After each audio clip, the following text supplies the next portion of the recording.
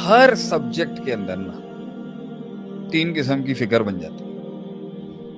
ہر subject میں 3 قسم کے, ہر موضوع میں, ہر فیکلٹی میں, ہر کلیے میں 3 قسم کے لوگ آتے ہیں. 3 قسم کی نفسیات اور مزاجات. ایک متشدد ہوتے ہیں جو اتنا تشدد اپناتے ہیں اپنے موقف کے اندر کہ ان کے وہ ایبسولوٹ متشدد ہوتے ہیں.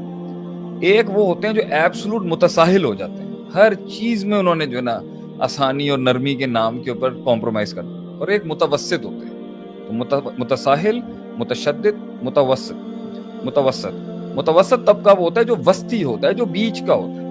یہ بڑے مسائل ہیں زندگی کے اندر بھائی, کہ بیوی اور ماں کے جھگڑے میں کیسے فیصلہ کریں, بڑا مسئلہ ہے. بعض لوگ کہتے ہیں ڈگری نہیں ہونی چاہیے, بعض کہتے ہیں ڈگری ہی ہونی چاہیے, اس کے بغیر قابلیت ہی نہیں ہے بات کرنے کی, افراط تفریط. بعض لوگ کہتے ہیں میں ڈیسائیڈ کروں.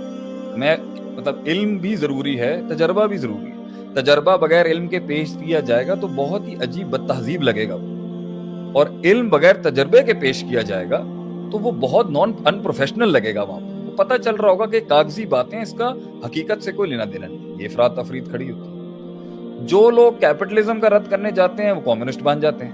جو کمیونزم کا رد کرنے جاتے ہیں وہ کیپٹلزم بن جاتے ہیں. کیپٹلزم بھی ایکسٹریم, کمیونزم بھی ایکسٹریم, سوشلزم بھی ایکسٹریم, اسلام پھر بیچ کی راہ نکالتا ہے.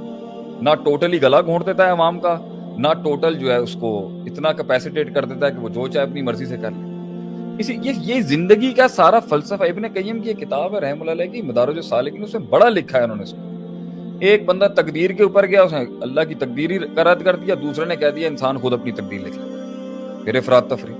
ہر موضوع, ہر فیکلٹی میں آپ کو یہ افراط تفریط ہی مل رہی ہوتی ہے, جس کی وجہ سے سسٹمز برباد ہوتے ہیں, سسٹم تباہ. علم ہے ہی اس چیز کا نام کہ بھائی ایک پارٹی کہتی ہے بھائی ریسورسز مت دیکھو اور قدم لگا پوچھ جاؤ. ایک پارٹی کہتی ہے پوری میتھمیٹکس کرو پھر ریسورسز دیکھو پھر لگاؤ. یہ افراط تفریط.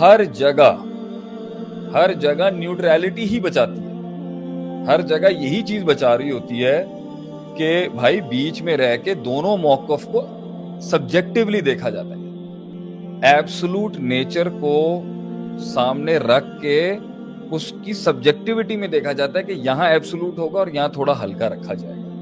علم ہے وہ چیز جو بتائے گی آپ کو کہ جنگ کون سی لڑنی, کس دشمن سے پہلے لڑنا ہے, کس سے بعد میں لڑنا ہے, کتنا نقصان دیکھنا ہے, کتنا. اب ایک پارٹی ہے وہ کہہ رہی ہے کمپٹنسی ہونی چاہیے. ابھی پچھلے دنوں میں نے پوسٹ کیا تھا جی کہ اگر قابلیت ہے ایمانداری نہیں ہے تو فساد ہے. کرپشن لکھا میں نے آگے, اور کرپشن سے مراد میرا فساد ہے. کرپشن سب سے بڑا فساد ہے. اور میں نے لکھا اگر ایمانداری ہے مگر قابلیت نہیں ہے وہ بھی بربادی ہوگی. اس کی بہت سے لوگوں کے سوالات اٹھ گئے. دوسری والی لائن ہی غلط ہے. بھائی کیسے آپ ایک قابلیت کو سامنے رکھ کے ایمان کی بیسس, میں کہہ رہا ہوں نا یہاں بھی ایکسٹریم. ایک پارٹی کہتی ہے امت میں انقلاب آئے گا ما فوق الفطرت, صرف توکل کے اوپر, اور گراؤنڈ پہ کوئی کام کرنے کی ضرورت نہیں ہے. اور ایک پارٹی کہتی ہے گراؤنڈ پہ اتنی میتھمیٹکس کرنی ہے کہ جب تک برابری نہیں ہو جائے گی تب تک مقابلے بازی نہیں کریں گے, نہ جنگ کریں گے, نہ کسی فیلڈ میں قدم رکھیں گے جب تک کہ وسائل پورے نہیں ہو جائیں گے.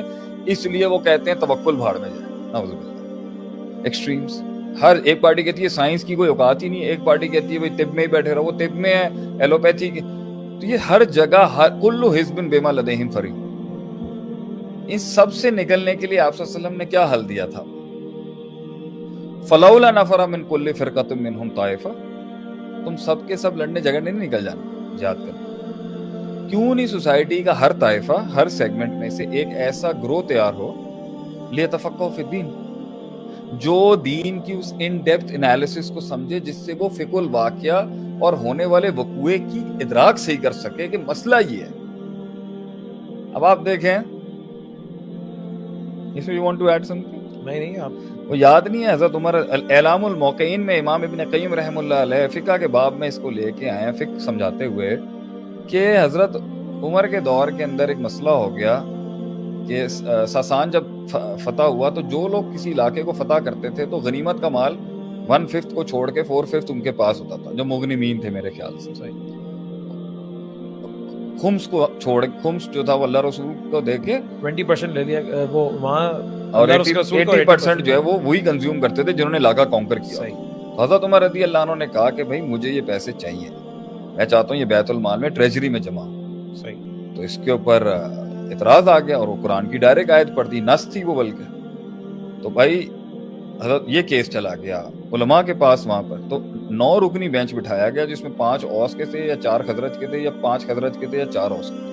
اور حضرت عمر نے اپنا کیس پٹ اپ کیا کہ بھائی میری جو بارڈر پوسٹ ہیں اس کے اوپر مجھے خطرہ بہت زیادہ ہے, مجھے پیسے بہت زیادہ چاہیے, اور یہ قرآن کا ڈائریکٹ آرڈر آیا ہوا ہے کہ جو بھی کسی علاقے کو فتح کرتا ہے وہاں غنیمت کا مال جو ہے وہ پہلے وہیں ان کا حق ہے 1/5 ٹریجری میں چلا جائے گا اللہ رسول کے نام. میں تو چاہتا ہوں کہ مجھے سارا ملے کیونکہ میری پوسٹوں پہ, بارڈر پوسٹ پہ بہت خطرہ ہے. ادھر انہوں نے کہا نا کہ آپ اس جزوی مسئلے کو کسی کلی قاعدہ بھی آپ کے پاس ہے تو پیش کریں کوئی, کہ یہاں تو قرآن کی ڈائریکٹ آیت ہے. ایک اسپیسیفک مسئلے کے اندر ایک میکرو پرنسپل لا کے عام کو خاص, خاص کو عام, انڈیفینٹ کو ڈیفینٹ, ڈیفینٹ کو انڈیفینٹ کرنا, یہ علم استعمال ہوئے ہیں اس دور کے مسائل کو سالو کرنے کے لیے. یہ دین اور شریعت پڑھے بغیر تو آ نہیں سکتے. یہاں تو ہر بندہ ہی جو ہے وہ اپنے آپ کو علامہ بنائے بیٹھا ہوا ہے کہ جی اس کے پاس علم کے سارے فرقان ہیں, ساری ڈائمینشنز ہیں, ساری ڈائنامکس ہیں, اور بات ڈائنامکس کی بات ہے اللہ کی مراد کی.